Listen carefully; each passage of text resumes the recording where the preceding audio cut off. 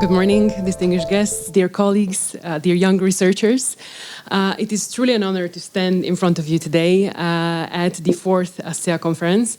And as Dr. Judit Varga mentioned, maybe we are far from 15 to declare it a cultural good, but I think it has shortly become very iconic in the region in these 4 years because, if you look around in this building today, you see, 180 young researchers from 23 countries. That alone, I think, is pretty incredible. And I think the Central European Academy has to be thanked here for creating a platform for all of you, for all of us to exchange ideas, to challenge each other, and maybe even spark the next solution for the thorniest legal issues. And I really want to thank the Central European Academy for this, because the Academy isn't just hosting us, it has created a community by organizing conferences, by creating scholarly networks, not to mention a few scholarships and publishing opportunities that I'm sure you will hear about in these few days as well. The Academy has been instrumental in supporting careers like mine and hopefully yours. So before we dive into the panel discussions, allow me to share a few thoughts and maybe a personal story, which is, a bit personal and a little bit funny in hindsight, but it wasn't at the time. And it is a story of how I was lost and then found myself anyway. And I think it might resonate with some of you. So years ago, many years ago actually, when I was in your shoes, when I was a young researcher doing my PhD, I actually started my PhD in criminal law, very far from what I'm doing right now, what I'm doing today.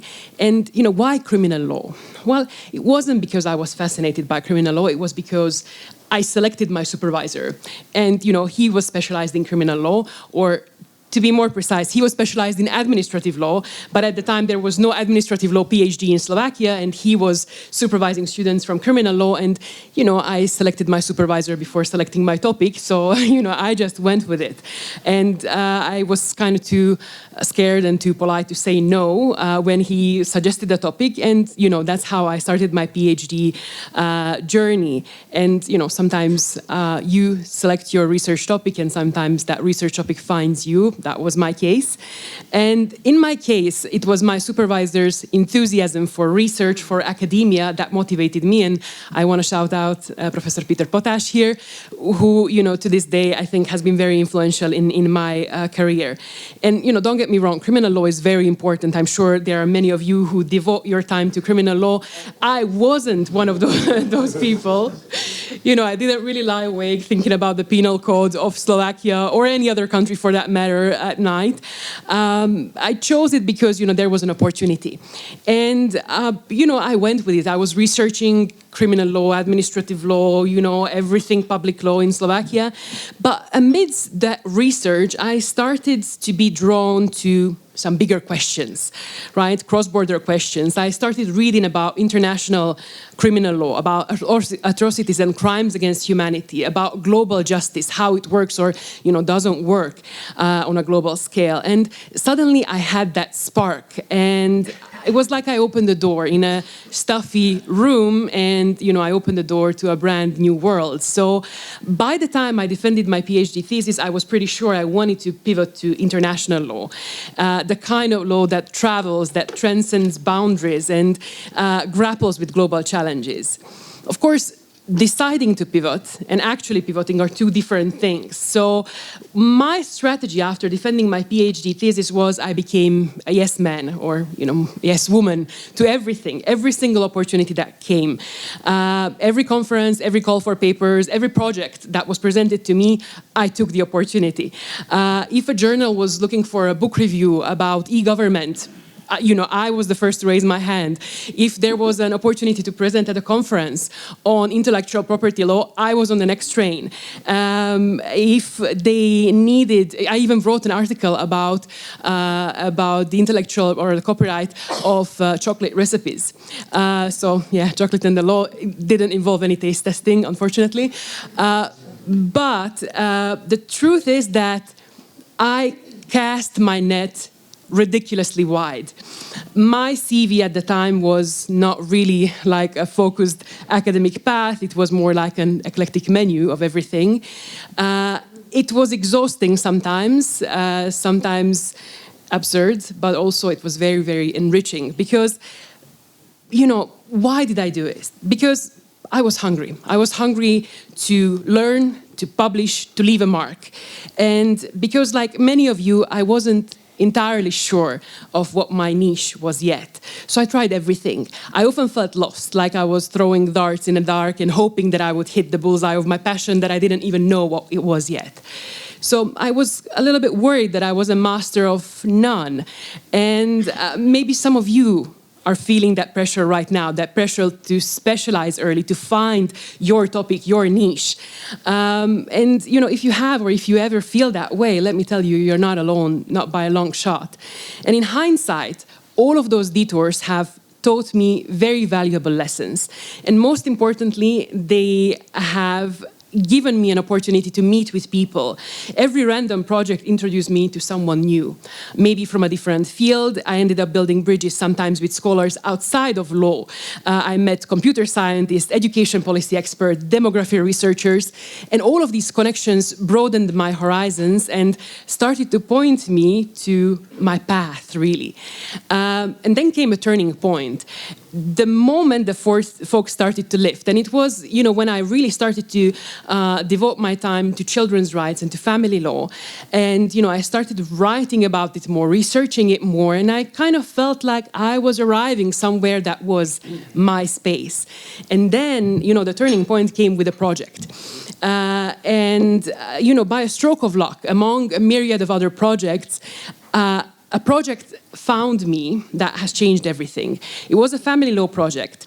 And at the time, I already had several family law publications under my belt. I knew I liked it, and I was drawn to it. But it was during that project, a few years ago, several years ago at this time, that something clicked.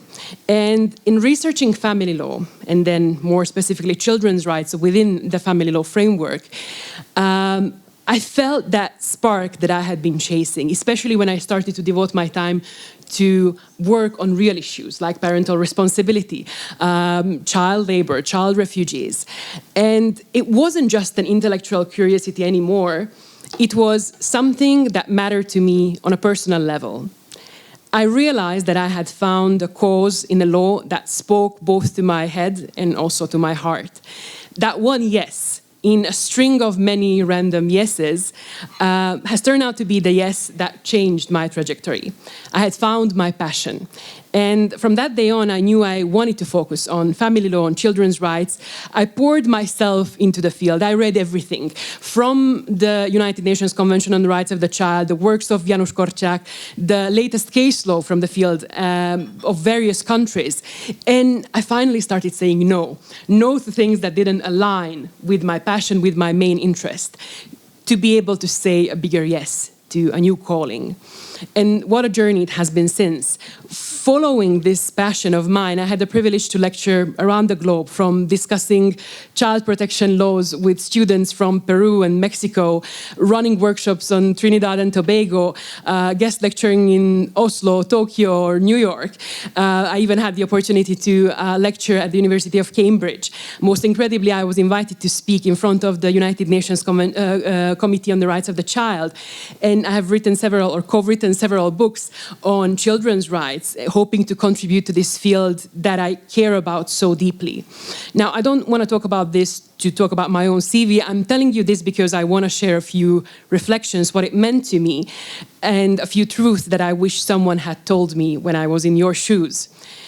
First is, and I think is very important, is that the path to finding your niche, your passion, your life's work is not always straight. It is, in fact, usually very messy, or mine was at least. I zigzagged through topics and literally traveled through continents in the process, and guess what? That's okay. Or as J.R.R. Tolkien put it, not all of those who wander are lost.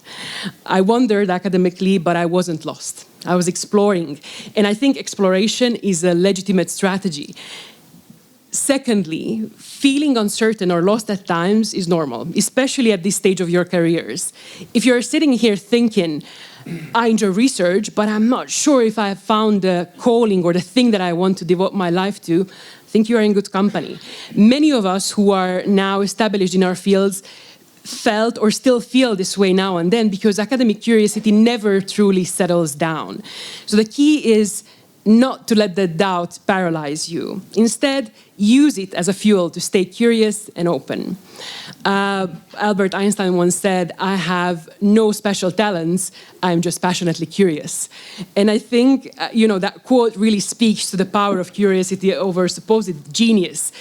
Curiosity is the thing that kept me trying new things when I had not found my niche yet. It is what led me to children's rights. And if you remain passionately curious, you will keep learning and growing, and eventually you will stumble upon that topic or that cause that really ignites you. Third, work hard. Perseverance and hard work really make a difference. I'm sure all of you know it because, you are here at this conference. You know what is it like to pull late nights to research case law or obscure references. And I just want to say that it's going to pay off. Hard work always pays off. Maybe not overnight, but I promise you it builds you. Every single article you write, every conference you attend, each failure and each success, they are all forming you to your future you. And then, as an African proverb says, if you want to go fast, go alone. If you want to go far, go together. I think that's also very important in academia, especially in international academia. Going far means collaboration. It means leaning on your peers and letting them lean on you. It means celebrating other successes and learning from their experiences, which brings me to the next point, building bridges and, finding your tribe. So one of the most enriching aspects of a gathering, of a conference like this, is the people around you. You are surrounded by your potential future collaborators, friends, lifelong colleagues. Networking, I think, is a very, very dry word for what essentially is making friends in a professional life. And it is not just about exchanging business cards or LinkedIn contacts. It is about genuinely engaging with each other's ideas and aspirations.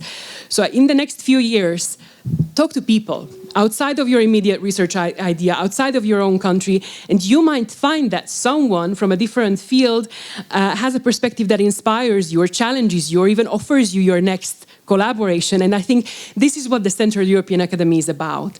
It was built to strengthen such interactions, such international cooperation and scholarly bonds. So use this opportunity to forge those bonds. And on a personal note, I want to acknowledge the Central European Academy in my journey because the project I mentioned, the project that changed my life, that solidified my research focus, was one of the first projects of the Central European Academy many, many years ago. The Academy's spirit of fostering collaboration gave me the chance to find my voice on a subject that I already was very passionate about. But at the time, I was still discovering. And later, the Academy supported my work through its network, allowed me to spend time with experts in children's rights. And I can honestly say, I would not be here standing today if not for that support. In that first research project, I found myself in a topic I loved with colleagues who were far more experienced than me, and who became not only my colleagues, but also my mentors and my friends. And I want to acknowledge that team, that project, Professor Tímea Barzo from Hungary, Professor Pavel Sovčík from Poland, Zuzana Kraljic from Slovenia, Zdenka Kraljičková from Czechia, Alexandra Kovač-Gajovac from Croatia, Gordana Kovačić-Staněk from Serbia, and I really owe everything to them. The Academy provided me with a group of people who became my mentors, my colleagues, my platform, and I think my lifelong friends. So it is fitting here to mention this because conferences like this celebrate exactly that kind of support and growth. So what do I want you to take away as a conclusion, from all of this is a couple of finishing thoughts. I know you are going to be in an information overload for the next few days. So just a few things that I hope you take with you for the coming days and maybe for the rest of your lives. First of all, it is okay to not have it all figured out right now. Some of you might have a clear dream or specialization in mind. Others might still be searching. Both paths are fine. You don't need to already have the rest of your life figured out. Don't rush to lock yourself in. Your 20s and I will add your 30s, even your 40s, can become a time of exploration. Secondly, stay curious and keep learning.